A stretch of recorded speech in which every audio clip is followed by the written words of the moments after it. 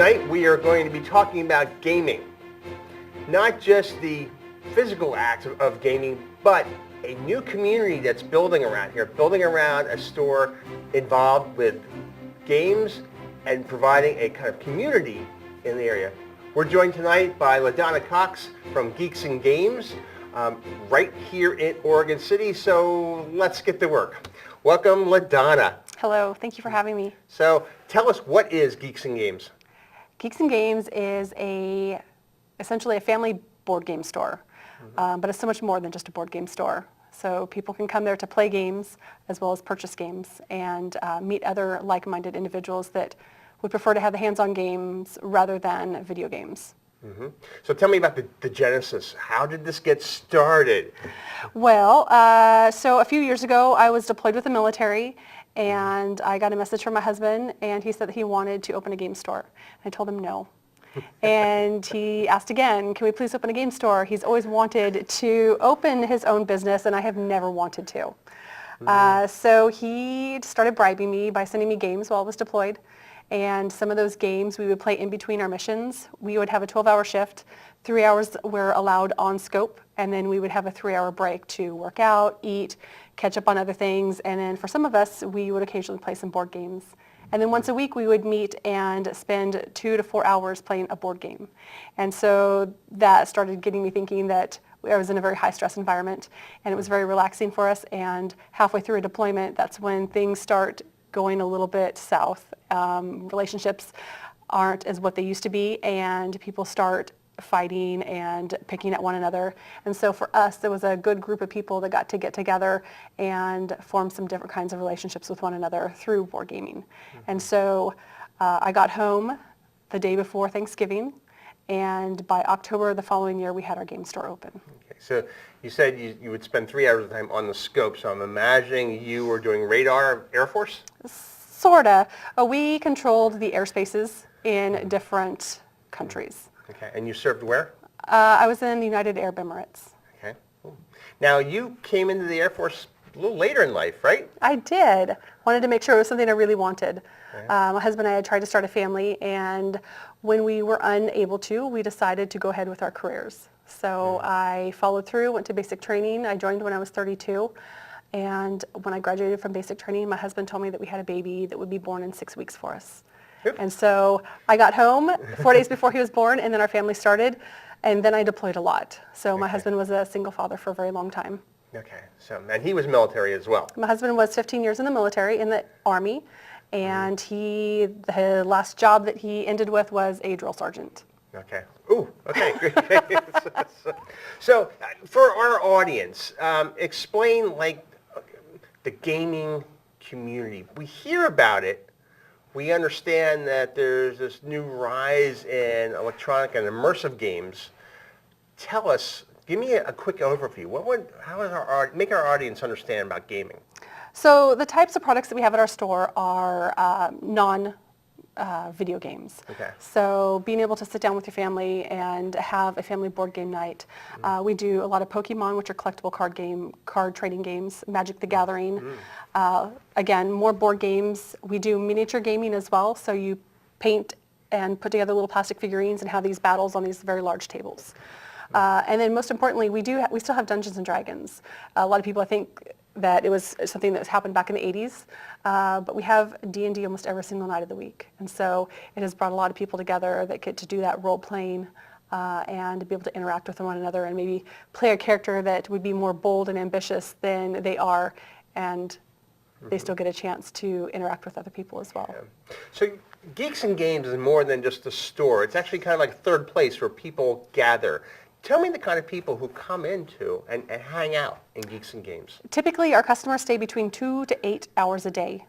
So you don't just, you can come in and buy a board game.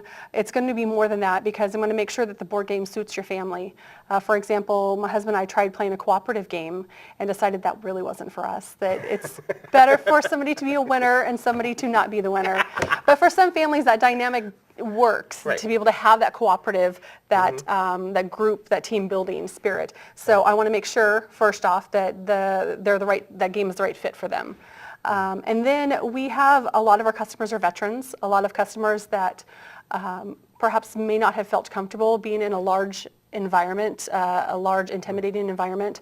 So just the placement of things in our store was to help everybody feel comfortable. So veterans, also people that have physical disabilities, that might have some social disabilities, that is what we welcome into our store. So there's a lot of diversity that people wouldn't normally experience, but it's not just diversity in a store, it's diversity in a group of people. So they all get together and they find commonalities that they like about one another and what they like about the gaming.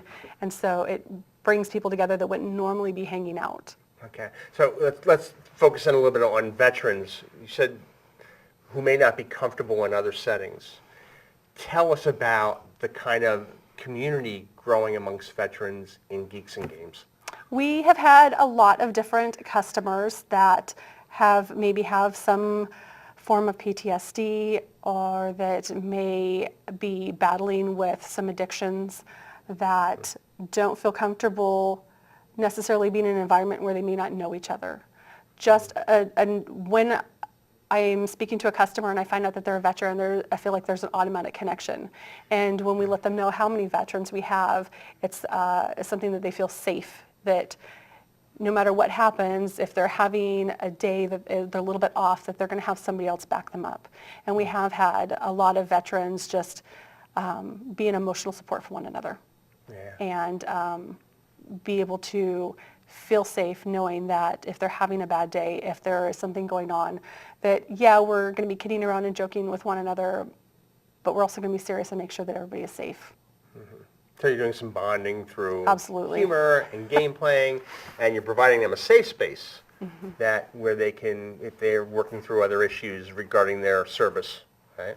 Now you also do work with the special needs community. I do. Tell us about that.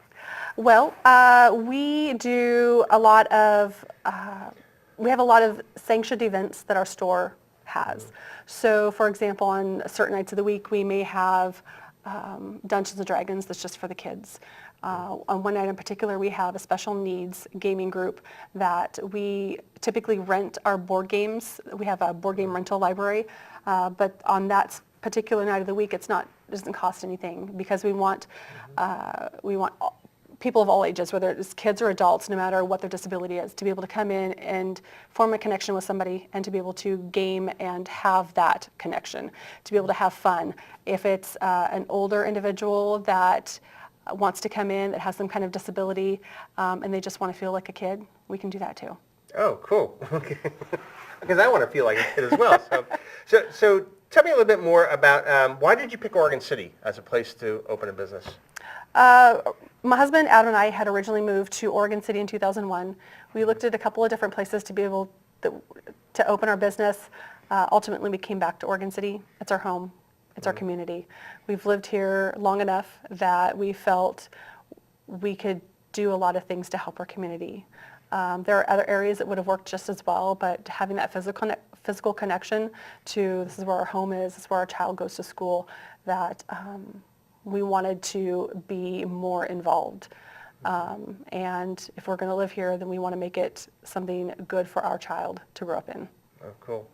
So what are your plans? What are the future plans for growth with Geeks and Games? Where do you go from here? Well, for now, we just want to continue to be part of our community. So we're involved with the Chamber of Commerce. We also are part of Sheltering Our Neighbor. During the wintertime, we're an area or a place that people can come to that's warm and dry. So if they want to use our Wi-Fi, but it's a good place for them to come to while they're working through some other issues. We're also, annually we called it Food for the Blood God. The Blood God happens to be a Warhammer thing. What's a Warhammer? Warhammer is painting as little miniatures that's played on a very large table with lots of terrain. So the Blood God slogan is Blood for the Blood God, but we change it once a year to say Food for the Blood God. And if you want to join that tournament and play, instead of paying me money, you have to pay me in food. Right. And if you roll your dice and you don't like it, you have to pay me in food. And eventually that food grows and grows. And at the end of the day, we have a very large table that's heaping full of food that we get to donate to Backpack Buddies. That's awesome. So those are some of the other things that we like to be involved in. We do a lot of it was started last year, but an annual scavenger hunt for Easter eggs that I go around to different businesses, collect some stickers or coupons, and hide them in the community, and then post scavenger hunt clues. We just, like I said, we want the kids to feel comfortable in our store. We want the adults to feel comfortable in our store. And so for us, expanding means to find other avenues that we can be a part of in the community, such as... So it sounds like not only you're creating community within your store, but you're taking that out into the community and impacting as We well. have quite a few people that sell some of their work at our store. So we have jewelry that people get to sell. We have different artwork, just lots of fun, different community things that we want to support our community, but our community is also a business, has lots of businesses in it. So if we can help support other businesses in the process, then we want to do that as well.